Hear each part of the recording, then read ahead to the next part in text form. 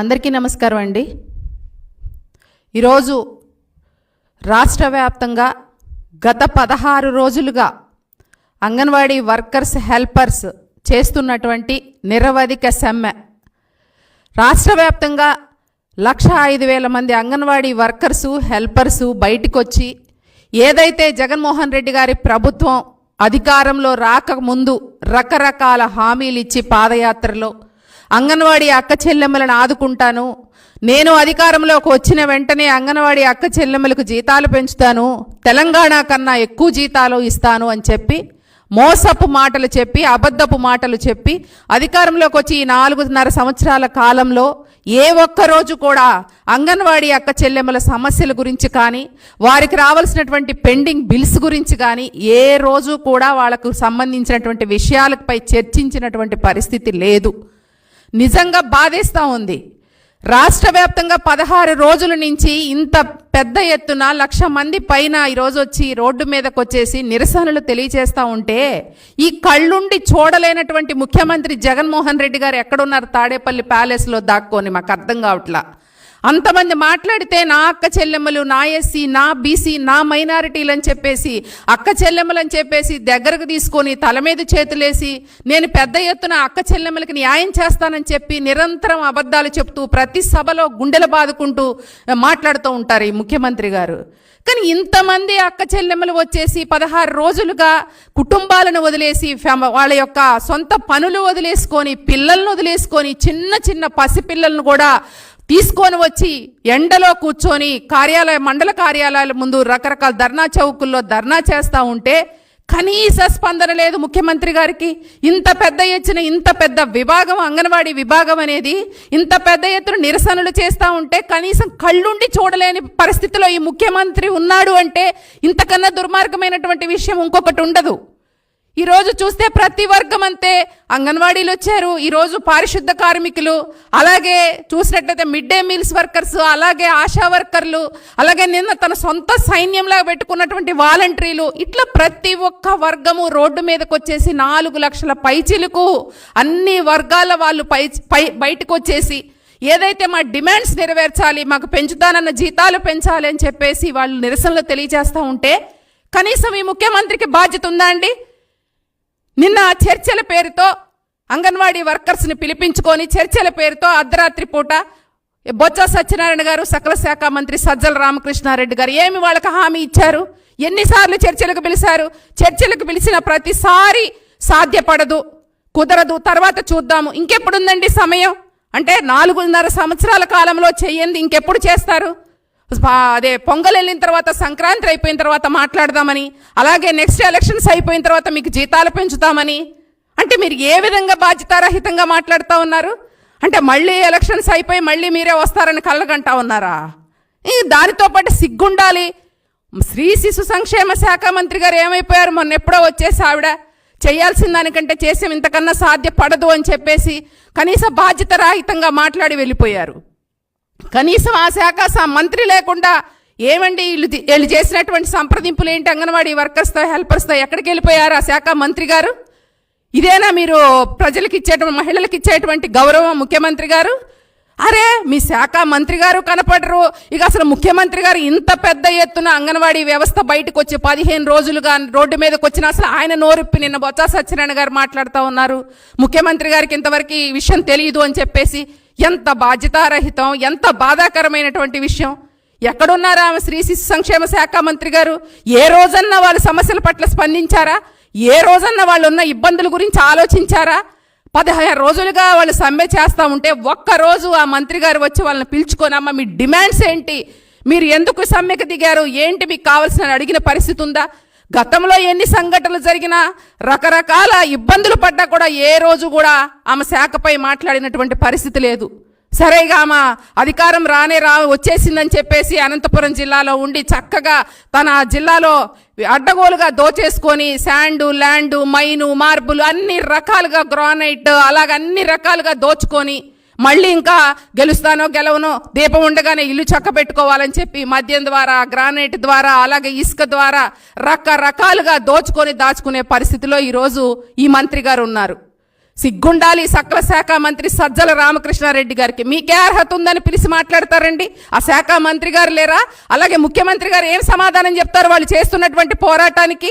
ఎన్ని ఇబ్బందులు పడతా ఉన్నారు వాళ్ళు 16 రోజులుగా. కుటుంబాలను వదిలేసి రోడ్ల మీదకి వచ్చి ఎండ్లలో ఆహారం లేక నీళ్లు లేక రకరకాల ఇబ్బందులు పడుతూ వాళ్ళు నిరసనలు తెలియజేస్తా ఉంటే కనీసం బాధ్యత లేదు మీకు.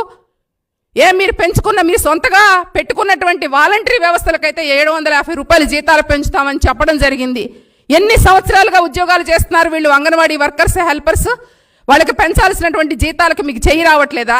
ముఖ్యమంత్రి గారు మేము ఒకటే అడుగుతా ఉన్నాం, ఎందుకని మీరు వారి పట్ల ఇంత నిరంకుశ వైఖరిని ప్రదర్శిస్తా ఉన్నారు? గత ప్రభుత్వంలో పెంచిన జీతాలు చంద్రబాబు నాయుడు గారు తెలుగుదేశం పార్టీ హయాంలో 4000 ఉన్న జీతాన్ని 4200 ఉన్న జీతాన్ని 10,500 చేసింది తెలుగుదేశం పార్టీ చంద్రబాబు నాయుడు గారు. నేనేదో ఇచ్చానని చెప్పేసి 11,500 నేనే జీతం ఇస్తున్నానని మాయ మాటలు చెప్పి తప్పుడు పత్రిక సాక్షి పేపర్లో తప్పుడు రాతలు రాసుకుంటే అంగన్వాడీ వర్కర్స్ హెల్పర్స్ అందరూ కూడా చర్చించుకొని సిగ్గుపడి ముఖ్యమంత్రికి సిగ్గు లేదనుకుంటా ఉన్నారు. ఎవరో చేసిన దాన్ని కూడా నేను చేశానని గొప్పలు చెప్పుకుంటున్నారు. 4,000 ఉన్నదాన్ని మేము ధైర్యంగా 10,500 చేశాం. నీకు దమ్ముంటే 10,500 ఉన్నదాన్ని 22,000 చేయండి. మీరు కూడా ఏదో గత ప్రభుత్వంలో పెంచిన జీతాలని మేమే పెంచామని చెప్పి అబద్ధపు మాటలు చెప్పుకుంటూ ఈరోజు పబ్బం గడుపుకుంటున్నటువంటి ఈ ప్రభుత్వాన్ని కానీ ముఖ్యమంత్రిని ఏమనాలండి? ఎన్నో ఇబ్బందులు పడతా ఉన్నారు. పసిబిడ్డలను తీసుకొని రకరకాల ఇబ్బందులను వాళ్ళకు గురి చేస్తూ వారి న్యాయబద్ధమైన కోరికల కోసం బయటికి వస్తే అంటే బెదిరిస్తా ఉన్నారా? సమ్మెకు పిలిపించామని వాళ్ళు చెప్పి పిలిపించారు. కానీ మీరేం చేశారు? సచివాలయ సిబ్బందితో డ్వాక్రా యానిమేటర్స్తో సెంటర్ స్థాళాలు పగలగొట్టేసి మేము సెంటర్లు నడిపిస్తా ఉంటారా?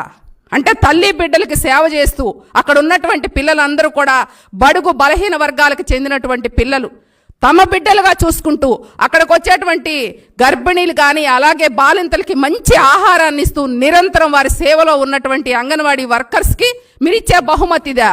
వాళ్ళు మా సమ్మెకి మీరు మద్దతు తెలపాలండి, మా సమ్మె మేము డిమాండ్స్ పెట్టాము అవన్నీ కూడా మీరు ఒప్పుకోవాలని చెప్పేసి వాళ్ళు చేస్తూ ఉంటే కనీసం వాళ్ళని సంప్రదింపులకు పిలవడం కానీ మేము ఇంత చేస్తామని చెప్పడం కానీ సంప్రదింపుల పేరుతో పిలవడము చర్చలని చెప్పడము ఏమీ లేదులే, పక్క రాష్ట్రాల్లో కన్నా మీకు చాలా ఎక్కువ ఇస్తున్నాం, ఇప్పుడు సాధ్యపడదు, ఇది కనీసం ముఖ్యమంత్రి గారి దృష్టిలో లేదంటే ఎంత బాధ్యతారహితంగా మాట్లాడుతున్నారు?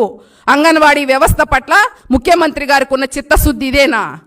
ఈరోజు ఒక్కసారి రాష్ట్ర వ్యాప్తంగా ముఖ్యమంత్రి గారు తాడేపల్లి ప్యాలెస్లోంచి బయటకు వచ్చి చూస్తే అర్థమవుతా ఉంటుంది ఎటువంటి పరిస్థితులు ఉన్నాయి రాష్ట్ర వ్యాప్తంగా, ఎంతమంది అంగన్వాడీ వర్కర్స్ బయటకు వచ్చి నిరసనలు తెలియజేస్తున్నారు అనేది.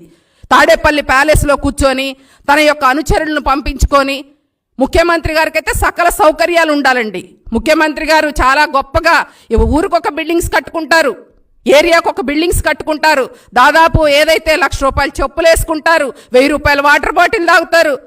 ఏమన్నా మీకు ముఖ్యమంత్రి గారు మేము ఒకటే అడుగుతున్నాం, మీ లోటస్ పాండ్ రాసి ఇవ్వమన్నారా? లేకపోతే మీకున్న ఆస్తులు అక్రమంగా సంపాదించుకున్న కోట్ల రూపాయల ఆస్తులు రాసి ఇవ్వమన్నారా? డ్వాక్రా అంగన్వాడీ అక్క చెల్లెమ్మలు మీరు ఆ రోజు చెప్పినటువంటి మాటను తెలంగాణ కన్నా ఎక్కువ జీతాలు పెంచుతాము, అలాగే పెండింగ్ బిల్స్ ఇస్తాము, మీకు అదే గ్రాడ్యుటీ అమలు చేస్తాము, రిటైర్మెంట్ బెనిఫిట్స్ ఇస్తామని చెప్పి మీరు చెప్పిన మాటలను అమలుపరచండి అని చెప్పి ఇంతమంది రోడ్డు మీదకి వస్తే ఇవేమీ పట్టించుకోకుండా పక్క రాష్ట్రాల కన్నా చాలా ఎక్కువ ఇస్తున్నాం, ఇప్పుడు కుదరదు. ఏంటండి బాధ్యతారహితమైనటువంటి మాటలు? అంటే మీకు అంగన్వాడీ వర్కర్స్ అని హెల్పర్స్ అంటే అంత చీప్గా కనిపిస్తా ఉన్నారా?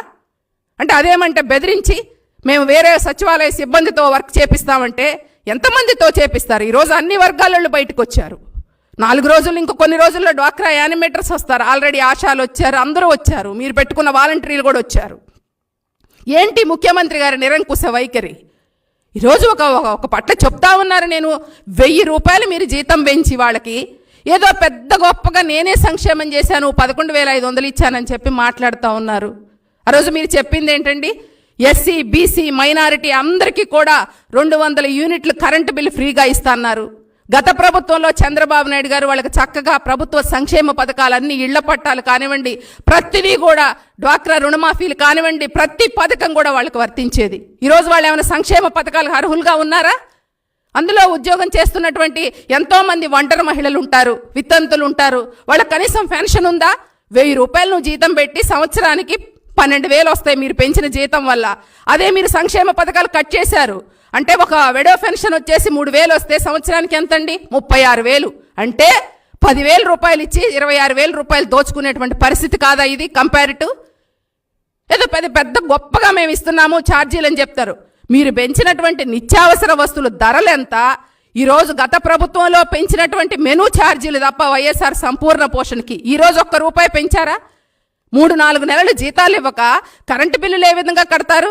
అలాగే బిల్డింగ్ రెంట్స్ ఎలా ఇస్తారు? ఈరోజు ₹1,000కి 2,000కి బిల్డింగ్స్ రెంట్స్కి వచ్చేటువంటి పరిస్థితి ఉందా అండి? ఇవన్నీ దృష్టిలో పెట్టుకొని అదే కరెక్ట్ 11,500 జీతమే ఎక్కువ అని చెప్పేసి ఈ ముఖ్యమంత్రి బాధ్యత లేకుండా మాట్లాడటం అనేది చాలా బాధాకరమైనటువంటి విషయం. ఇవన్నీ చాలనట్టు వాళ్ళు అసలే ఎన్నో ఇబ్బందులు పడుతూ ఉంటే ఇక ఈ ముఖ్యమంత్రి గారేమో దోచుకునే పనిలో ఉంటారు. వాళ్ళ అనుచరులు ఉంటారు పాపం. ఈ ముఖ్యమంత్రి గారు మాట్లాడితే చెప్తూ ఉంటారు నా అక్క చెల్లెమ్మలు, నా ఎస్సీ బీసీ మైనారిటీలని. ఇప్పుడు నిన్న ఒక సంఘటన జరిగింది. అంగన్వాడీ వర్కర్ ఒక అమ్మాయి అన్నపర్తి కాన్స్టిట్యున్సీలో రంగంపేట మండలంలో కృష్ణకుమారి అనే అమ్మాయి ఏ విధంగా గత 4 రోజులుగా అమ్మాయి ఎన్నో ఇబ్బందులు పెడతా ఉన్నారు. అక్కడ స్థానిక ఎంపీటీసీ కంప్లైంట్ చేసి లైంగిక నన్ను వేధిస్తున్నాడు, ఇబ్బంది పెడుతున్నారని స్థానిక పోలీస్ స్టేషన్లోకి వెళ్ళి కంప్లైంట్ చేస్తే కనీసం పట్టించుకునేటువంటి పరిస్థితి లేదు. మేము తెలుగుదేశం పార్టీ తరఫున అక్కడ నియోజకవర్గ ఇన్ఛార్జ్ కానివ్వండి మేమందరం వెళ్ళి ఎస్పీ గారితో మాట్లాడి కేసు కట్టాలి తప్పదు అంటే ఏదో నామమాత్రంగా కేసులు కట్టేసి కనీసం ఆ అమ్మాయికి న్యాయం చేయకుండా ఒక పక్క వాళ్ళు పాపం ఎన్నో ఇబ్బందులు పడుతూ కుటుంబాలని పిల్లల్ని వదులుకొని ఎలా బ్రతకాలి, ఈ 11,500 జీతంతో మేము ఎలా బతకాలని బాధపడతా ఉంటే ఇవన్నీ చాలనట్టు వైసీపీ కామందులు వాళ్ళని రకరకాల ఇబ్బందులకు గురి చేయడము. అంటే అసలు ఈ రాష్ట్రంలో రక్షణ ఉందా ఏ వర్గానికైనా? ఇదేనండి మీరు ముఖ్యమంత్రి గారు మహిళలకు ఇచ్చేటువంటి గౌరవం? ఏదో గొప్పగా చెప్పడం కాదండి నా అక్క చెల్లెమ్మలు అని చెప్పేసి. ఒకసారి రోడ్డు మీదకి వస్తే ఎంతమంది అక్క చెల్లెమ్మలు ఈరోజు రోడ్ల మీద ఉన్నారు, ఎంతమంది అక్క చెల్లెమ్మలు మిమ్మల్ని ప్రశ్నించడానికి చూస్తున్నారనేది అర్థమవుతూ ఉంటుంది. కాబట్టి ఏదైతే ఈ చర్చల పేరుతో ఈరోజు జగన్మోహన్ రెడ్డి ప్రభుత్వం మోసం చేయటం, మరో మోసానికి తెరతీసి రాత్రి పిలిచేసి తర్వాత చూద్దాం, సంక్రాంతి తర్వాత చూద్దాం, లేకపోతే ఎలక్షన్ అయిపోయిన తర్వాత చూద్దాం. ఎలక్షన్ అయిపోయిన తర్వాత మీరు వచ్చేది ఉందా సచ్చేది ఉందా? ఎవరు మిమ్మల్ని నమ్ముతూ ఉంటారు? తప్పకుండా మేము ఒక్కటే హామీ ఇస్తున్నాం అంగన్వాడీ అక్క చెల్లెమ్మలకి, 3 నెలల ఓపిక పట్టండి అమ్మ. తప్పకుండా తెలుగుదేశం పార్టీ మీకు అండగా ఉంటుంది. తప్పకుండా చంద్రబాబు నాయుడు గారు ఏవైతే మీ డిమాండ్స్ పెట్టారో గత ప్రభుత్వంలో కూడా చంద్రబాబు నాయుడు గారు చేసిన సంక్షేమమే అంగన్వాడీలకి తప్ప ఈరోజు చేసింది ఏమీ లేదు. కాబట్టి మీ యొక్క న్యాయబద్ధమైనటువంటి డిమాండ్స్ని కానీ మీ కోరికలను కానీ అవన్నీ కూడా పరిగణలో తీసుకొని తప్పకుండా రేపు రాబోయే రోజుల్లో మీ సమస్యల పరిష్కారానికి వచ్చేది తెలుగుదేశం పార్టీ. మళ్ళీ ముఖ్యమంత్రిగా చంద్రబాబు నాయుడు గారు అవుతారు. తప్పకుండా మీ సమస్యలు పరిష్కరిస్తారు. ఇప్పటి వరకు మీరు చేస్తున్న పోరాటానికి తప్పకుండా తెలుగుదేశం పార్టీ అండగా ఉంటుందని చెప్పి తెలియజేసుకుంటూ సెలవు తీసుకుంటా ఉన్నాను.